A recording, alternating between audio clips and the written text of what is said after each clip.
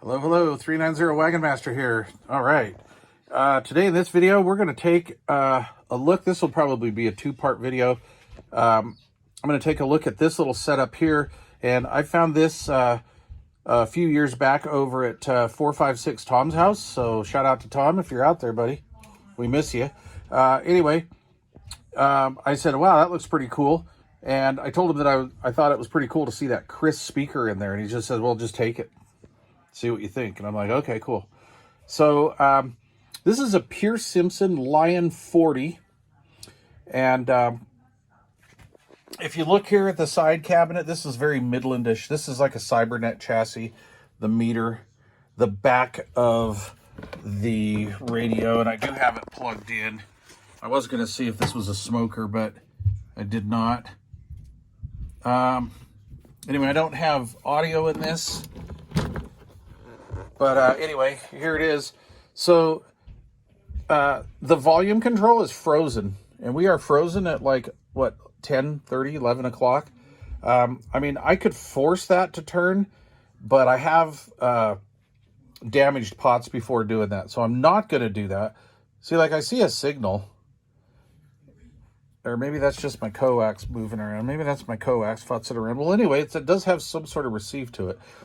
So this is jammed. I have no audio. Let me plug a Pearce Simpson friendly mic into it. And I would show you, but I can't. So zero audio through the internal speaker. Okay. So let's see what happens if I go to like the external. Come on, Mike, get that. There we go. All right.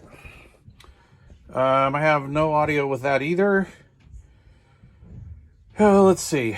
So RF calibrate SWR. So this is what I would call a full-featured 40-channel radio. This is like a Cobra 29. Possibly even like their direct competition to the Cobra 29. But when I see a radio like this with built-in SWR bridge, tone control, RF gain, noise blanker A&L, and wow, this is even cooler because it's separate noise blanker and A&L. I mean, I kind of take these a little more serious. So we have our SWR bridge. We have A&L, separate noise blanker A&L. That's pretty cool. CBPA.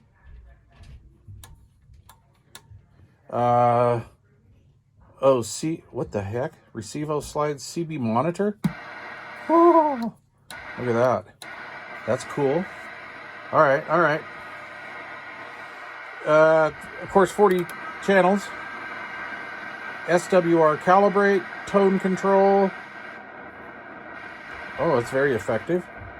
These pots feel pretty good. RF gain. This one's got some weird feel to it at the end. It's like it's something dug into it. Squelch.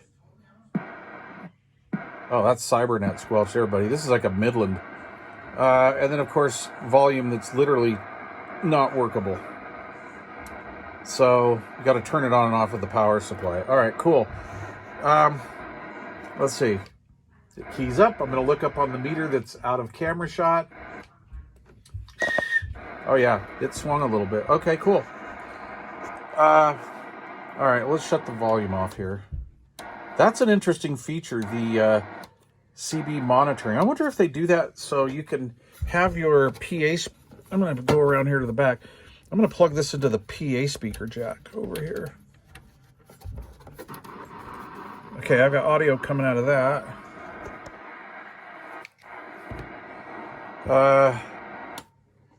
PA. That's weird, huh? Why would it do that? I don't understand that. I don't get that. Hello, hello, hello, hello? Hello, hello, hello? Okay, well, maybe that's something. I don't know. We'll figure it out. No big deal. Okay, anyway, so this is about, I'm going to say 77, 78-ish. Maybe like first gen 40 channel. So I'm going to say that it's probably got like a PLL 02A or something like that in it. In fact, that's probably what it is, because that's a Cybernet chassis, boys. I can just tell you that right now. That's got that Midland feel to it. So anyway, second thing And then we'll do part 2 video. I'll post that later, another day or two. But anyway, here's what got me going about this. And this is all dirty. In fact, actually, I've cleaned it a little bit with my brush, and I shouldn't have, because this was on the floor in Tom's garage, and it was looking shag nasty. I mean, it's on the floor in a garage, you know, underneath a bench. So, again, this is what caught my eye, the AFS KRIKET. So, back in the early days of stereo, you know, right, 77, 78, that's when I started getting into car audio. I was already kind of into home audio. I used to hang around at stereo shops. That was really nerdy. But anyway, we'll talk about that some other time. But anyway, in the car stereo thing, I was seeing these AFS KRIKETs coming out, and they had a green surround around them. And I always thought that was cool. But I've actually heard them in car stereos back in the day.